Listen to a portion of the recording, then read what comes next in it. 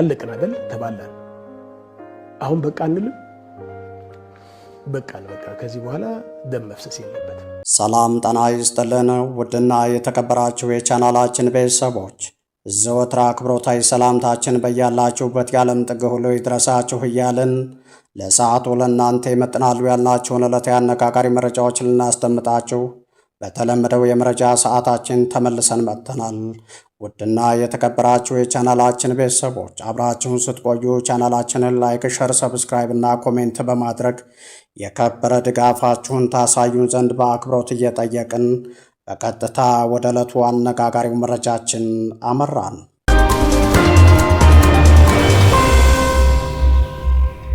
በዛሬው ዕለት የቀድሞው ጠቅላይ ሚኒስትር ኃይለማርያም ደሳለኝ ከብዙ ቆይታ በኋላ መላው የኢትዮጵያን ሕዝብ ዳር እስከ ዳር ያነጋግረውንና የአራት ኪሎን እብሪተኛና አምባገነን አገዛዝ ክንብንቡን የገፈፈና አዲስ የትግል ስሜትን ያጫረ የአራት ኪሎን ዙፋን መሠረቱን የነቀነቀ በባለ ሰይፎች ምድር የተደረገ ድፍረት የተሞላበት ሀገርን የማዳን ጥሪን ያዘለና አብይ አህመድን ስልጣን እንዲያስረክብ የሚያስገድድን አስፈሪ ትችት በአራት ኪሎ ቤተ መንግሥት ላይ ሰንዝረዋል።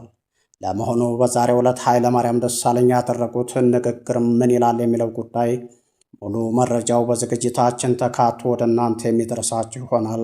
አብራችሁን ስትቆዩ እነዚህንና ሌሎች በአርዕስተ ጉዳዩ ላይ ያልተካተቱ ዝርዝር መረጃዎችን ስናደርሳችሁ የሚባክኑ ሰከንዶችና የሚያስቆጭ ጊዜ እንደማይኖራችሁ በመተማመን ነው።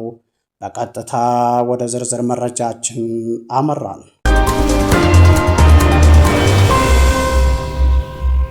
በዛሬው ዕለት የሀገራችን ኢትዮጵያ የቀድሞው ጠቅላይ ሚኒስትር የነበሩት ኃይለማርያም ደሳለኝ ከብዙ ቆይታ በኋላ ዝምታቸውን ሰብረው ከእንግዲህ የንጹሐን ሞት በቃ ልንል ይገባል በማለትና አማራ እየሞተ ዝም አንልም ሲሉ ያደረጉት ንግግር መላ የአማራን ሕዝብና መላ ኢትዮጵያንን ዳር እስከ ዳር ያነጋገርና አዲስ የትግል ታሪክን የጫረ አስደንጋጭ ንግግር ሆኖ ብቅ ብሏል።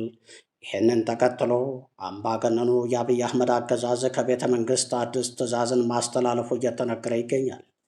እንደሚታወቀው ያኔው የ2010 ዓ.ም የለውጥ አብዮት በኢትዮጵያ ሰማይ ስር እንዲመጣና አምባገነኑ የትህነግ ህወሓት አገዛዝም ከአራት ኪሎ ቤተ መንግሥት ተነቅሎ መቀሌ እንዲመሽግ ያደረገውን ክስተት እንዲፈጠር ስልጣናቸውን በሰላማዊ መንገድ በማስረከብ የአንበሳውን ድርሻ የተጫወቱት የቀድሞ የሀገራችን ጠቅላይ ሚኒስትር የነበሩት ኃይለማርያም ደሳለኝ መሆናቸው የአደባባይ ሀቅ ነው።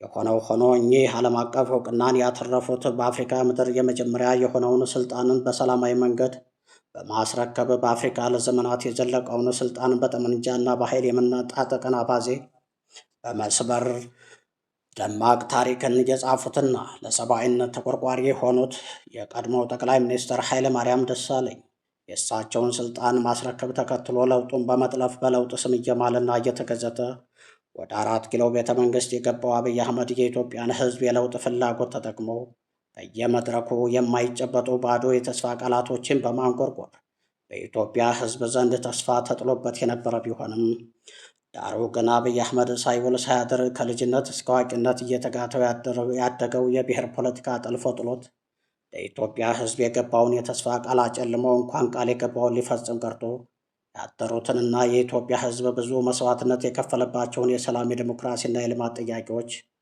ሊፈታ ቀርቶ አዳዲስ ችግሮችን በመፈልፈል መላ የኢትዮጵያን ሕዝብ በመከራ ውስጥ እንዲኖር ከማድረጉም ባሻገር ለከት በሌለው የእስረኝነትና የዘረኝነት አባዜ ውስጥ ተዘፍቆ በበታችነት ስሜት እየተሰቃየ ሕዝብን በአምባገነንነትና በኃይል ለማንበርከክ አልሞ በመነሳት በትግራይ ጦርነት ሚሊዮኖችን ገድሎና አፈናቅሎ በዚህም ሳይበቃው የአማራን ሕዝብ ለማንበርከክ ጦር አዝምቶ መቋጫ በሌለው መንገድ በየቀኑ ንጹሐን እየረሸነና ከቀያቸው እያፈናቀለ ቀጥሏል።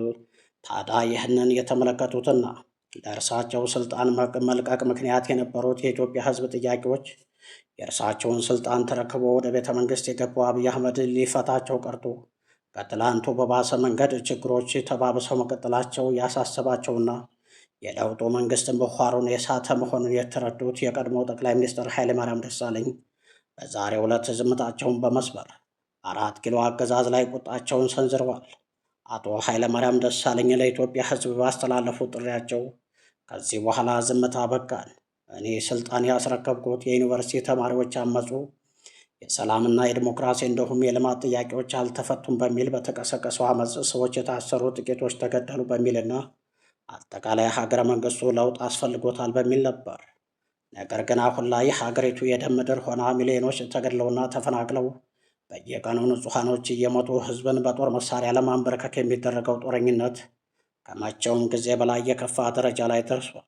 እንደ ሀገር የመቀጠላችን ሁኔታ አሳሳቢ ደረጃ ላይ ደርሷል።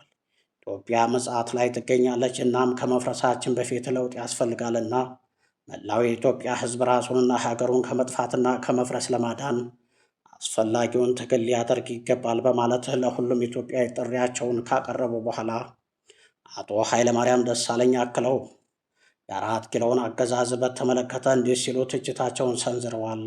የአፍሪካም ሆነ የዓለም የፖለቲካ ታሪኮች እንደሚያስረዱት ከሆነ ህዝብን በኃይል ለማንበርከክ ሞክሮ የተሳካለት መሪ የለም። መሬቱ ጠቧቸው ሰማይ ሲዳብሱ የነበሩት የዓለማችን አምባገነኖች እነ ሳዳም ሁሴን ሽንት ቤት ተደብቀው ሲያዙ፣ እነ ጋዳፊ ከቀበሮ ጉድጓድ ተይዘው ሲገደሉ ለተመለከተ የአምባገነኖች አወዳደቅ መጨረሻው የከፋ ለመሆኑ ከበቂ በላይ አስተማሪ ነበር። ነገር ግን ከራሱም ሆነ ከትላንቶቹ አምባገነኖች አወዳደቅ መማር የተሳነው የአራት ኪሎ አገዛዝ ከህወሓትም በከፋ መንገድ በአጭር ጊዜ ራሱን አንቆ የሚገድልበት ደረጃ ላይ ደርሷል። ስለሆነም ሀገርን ሆነ ህዝብን ከእልቂት ለማዳን አብይ አህመድ አሁን በእጁ ያለው አማራጭ ስልጣኑን ማስረከብ ብቻ ነው። መሆኑም አብይ አህመድ ስልጣኑን ማስረከብ ይገባዋል። ስልጣኑን አስረክቦ ከሀገር መውጣት ብቻ ለኢትዮጵያ ህዝብ ትልቅ መፍትሄን ያመጣል ሲሉ ከሚሳኤል የጠረከረውንና የአራት ኪሎውን ዙፋን የነቀነቀውን እንዲሁም የኢትዮጵያን ህዝብ ዳር እስከ ዳር ያነጋገረውን አስፈሪ ትችት ሰንዝረዋል። ይህንን ተከትሎ አብይ አህመድ ኃይለማርያም ደሳለኝ ላይ የእስር ትዕዛዝ ማስተላለፉም ሌላኛው የፖለቲካ ትኩሳቱን የጨመረና አዲስ የአብዮትን ያስነሳ ጉዳይ ሆኗል። በአቶ ኃይለማርያም ምትክ የመጡት የኢትዮጵያ ጠቅላይ ሚኒስትር ግን ዓለምን ጉድ ያስባለ እልቂት፣ ምድርን ያስጨነቀ ጭካኔ፣ ጠላትንም ወዳጅንም ያስገረመ ክፋት የፈጸሙ በሚል ታሪክም ዜናም እየዘገበላቸው ቀጥለዋል። ፋሽስቱ ግራዚያኒ ቢነሳ እኔማ ምን በደልኳችሁ ብሎ የሚገረምበት፣ ግብፅ ለ1000 ዓመታት ብዙ ደክሜበት ያልተሳካልኝን አንድ አብይ የሚባል ሰው በ7 ዓመት ፈጸመልኝ ብላ የምትመካበት፣ ሻዕቢያ 60 ዓመት የለፋውበትን በ7 ዓመት ባይን ያሳየኝ ብሎ የሚደንስበት የመከራ ዘመን ከኃይለማርያም ደሳለኝ ስልጣን መልቀቅ ወዲህ ሆኗል። የኃይለማርያም የስልጣን ለቅቅ ያለው ዜና ከተሰማ ባሳለፍነው ሳምንት 7 ዓመት ደፈነ። አገሪቱን ለቀውስ የዳረገውን አገዛዝ አዋልደው በመለኮትም ጣልቃ ገብነት የመጣ ነው ብለው ገለል ያሉት ኃይለማርያም ቤተ መንግሥቱን ከለቀቁ ባሳለፍነው ሳምንት 7 ዓመት ቢሞላቸውም በዚሁ ባሳለፍነው ሳምንት ደግሞ የኮንጎን ችግር ፍታ ተብለው ሹመት ተሰጥቷቸዋል ተብሏል። የኮንጎ ሰዎች የአማርኛ ተረት ቢኖራቸው ኖሮ የራስህ አሮብህ የሰው ልታማስል መጣህ ብለው ይሳለቁ ነበር።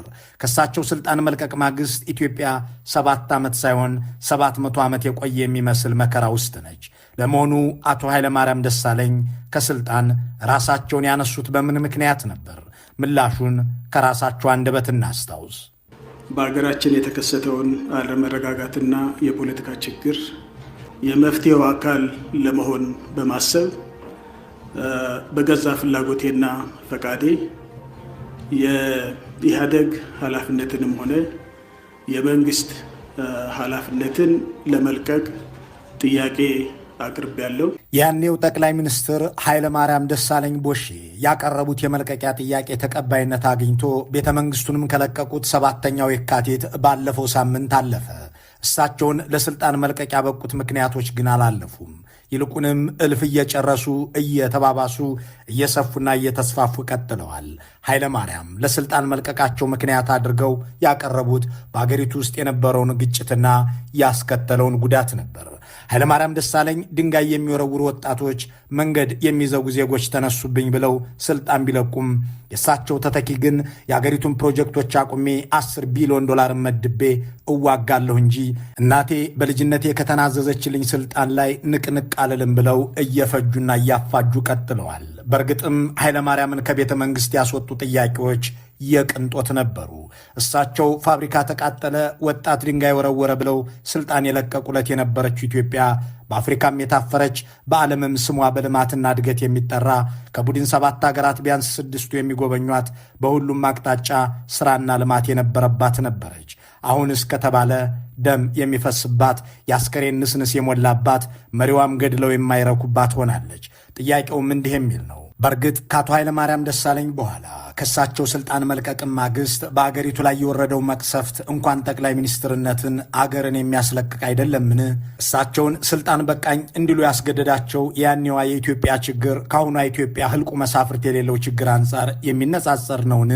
ለእነዚህ ሁሉ ጉዳዮች አቶ ኃይለማርያም ለምን ስልጣን በቃኝ አሉ የሚለው ጥያቄ አሁንም በድጋሚ መነሳት ይኖርበታል። በርካታ የሰው ህይወት መጥፋት፣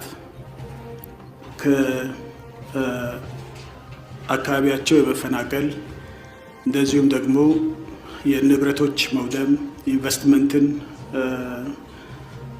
የማስተጓጎልና እንደዚሁም ኢንቨስትመንቶች እንዲወድሙ በማድረግ የተከሰተውን ችግር ለመቅረፍ የመፍትሄው አካል ለመሆን በማሰብ በገዛ ፍላጎቴና ፈቃዴ ለመልቀቅ ጥያቄ አቅርቤያለሁ።